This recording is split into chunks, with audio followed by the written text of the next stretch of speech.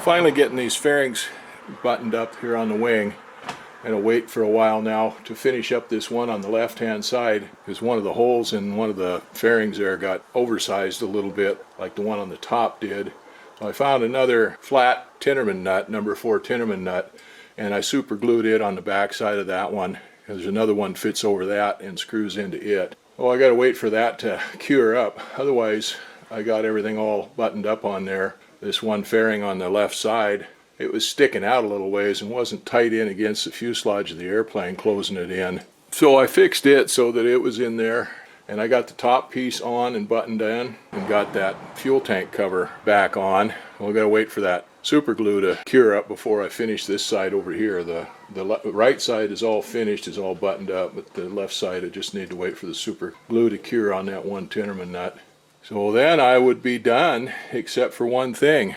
The other day when I had that fairing for the flap on the top of the wing, something happened and it slid off. Well, it sliced into the side of the fuselage right here, and there's a little cut right here in the side of the fuselage.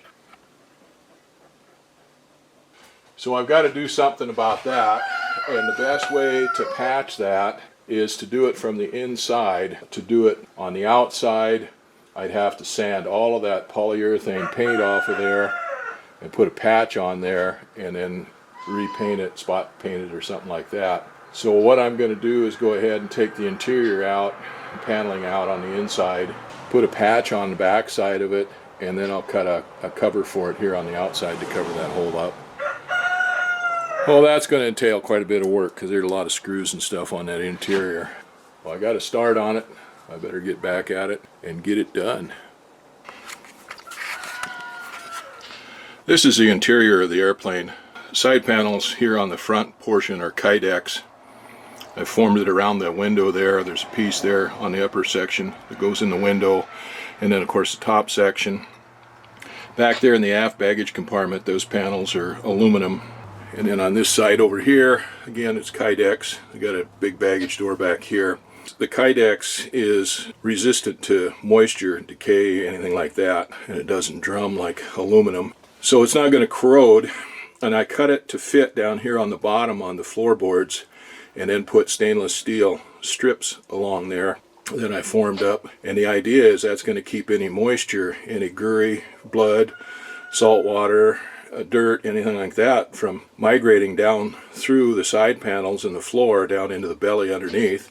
The other airplanes that I've had, that stuff winds up migrating down into the belly where you can't get to it, builds up and then holds moisture and stuff and causes, well, a spot for corrosion to occur and makes a mess.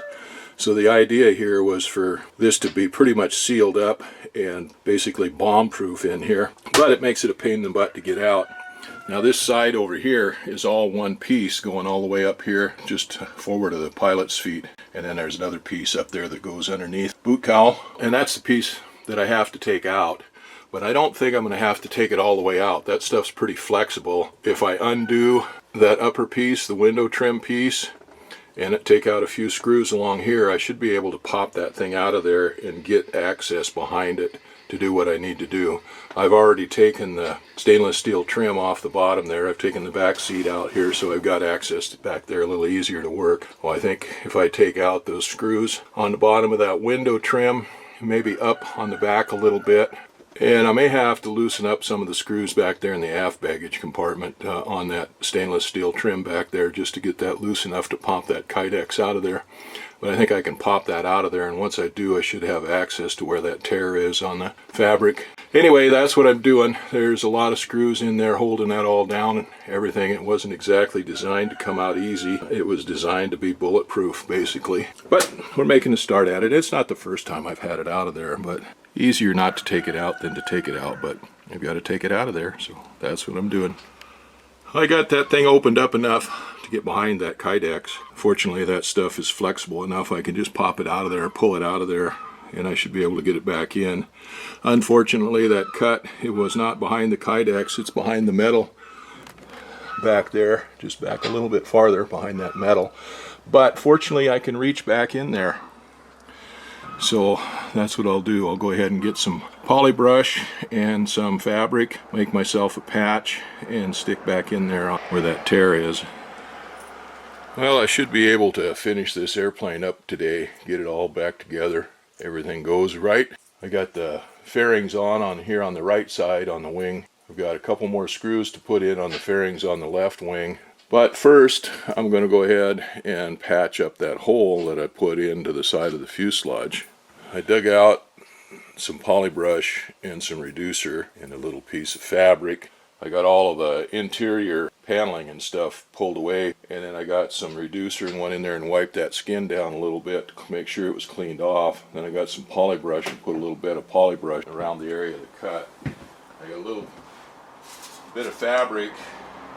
I cut out a piece here last night, sized it with some polybrush, and I just finished cutting out a little patch to go in there on that cut. So I think that's the first thing I'm going to do. I'll get in there and put that patch on, and then before I finish up on that, I want to take a hobby iron and get in there and shrink that patch a little bit after it gets all set up. And then I've got a little patch out of some old fabric.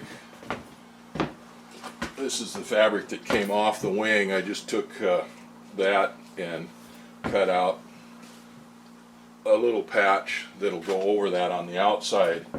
The patch, the main patch that's going to repair that cut will be this one on the inside, and this on the outside will just be to kind of cover over that tear so it doesn't show. And because that's on that polyurethane paint, I'm just going to super glue that on there. I would have to sand all the paint off of it and get it down to the polybrush, poly spray and stuff like that to glue it on with a polybrush and stuff. So anyway, the main patch is going to be on the inside, mold right into the existing polybrush and stuff there. Now that cut is not in a critical spot on the airframe. It's not like it was on the wing or the tail surface or something that gets any loads on it or anything. The suggestion on those on a patch is to at least have an inch on either side of any cut or any seam or anything like that, and that would be on any place where there was a load, like on the wing. This is just on the side of the fuselage. There's no structural, no load or anything like that on that area, so it's not that critical. But this patch is going to be more than big enough if it was, so it's going to be at least an inch on either side of the tear on that. Anyway, I better get busy and get it working here, get going on it so we can get this thing done today. I was hoping to get it all done and get it launched in the water down on the dock and stuff before my wife leaves. I don't know whether I'm going to be able to do that or not. She's leaving the day after tomorrow to go down south for memorial service for her little brother. Her little brother passed away last week. She'd made arrangements to go south. She was hoping to get some more time with him while he was still alive, but he passed earlier than they expected. He went without any pain or anything, so that was a good thing. He didn't suffer a whole lot for a whole long period of time like some people do. Anyway, she's going to be gone for a week or so, go down to visit family and stuff and have a memorial service for her brother. So we're going to get it launched here in the next few days. I don't know whether I'll get it done before she leaves or not, but anyway, I got to get busy and get to work here. I got that fairing all attached there on the left wing. That all looks really good now. Then I took some RTV, and there's a couple of holes up there in the fairings on the top where there's rings on there for lifting it, for the seaplane lift. Rings that stick up, very similar to the rings that are out here on the wing struts for the tie down. Anyway, they had to have holes punched around those fairings to fit over those rings. So I took some RTV, some clear silicone, and filled in around those and the gaps and anything that was up there that any water could leak through. And then because we had the windshield out of there, there's some gaps in the fairing that goes around the front windshield. And I cleaned all the old RTV out of those when I had the windshield out. So I just took a little bit of clear RTV and went around that fairing there. So I'm about worked myself out of a job now until that polybrush cures up on that patch that I put in there. So now what I'm going to do is I'm just going to go along here and inspect everything that I put on. Make sure that I'm not missing any fasteners or any cotter pins or anything in the bolts, nuts and bolts and stuff like that on the wing, aileron and flaps. I'm just going to go over everything and make sure I didn't miss anything. Yeah, that's got a cotter pin. That's got a cotter pin. That bolt's on there tight. That bolt's on there. That's bolt's on there. Now I've got the upper door half off. Makes it easier while I was working on that, especially with the wing off, because there's nothing to hang that upper door half with. But I'd put those nut plates in there in that wing leading edge so I could put screws in there. And this is the little hanger that I made up to support that upper door half when it's opened. So I guess I might as well put this on there now.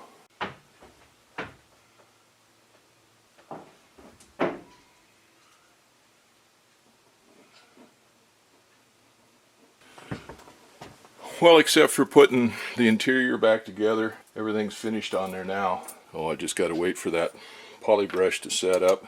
I think I'm going to go ahead and get some Peralcatone and goop up the hardware that I've put on there, especially the ones that are on the bottom of that wing struts there where they attach to the fuselage. Put a little bit of Peralcatone on things to keep it from rusting up, but otherwise we're all back together.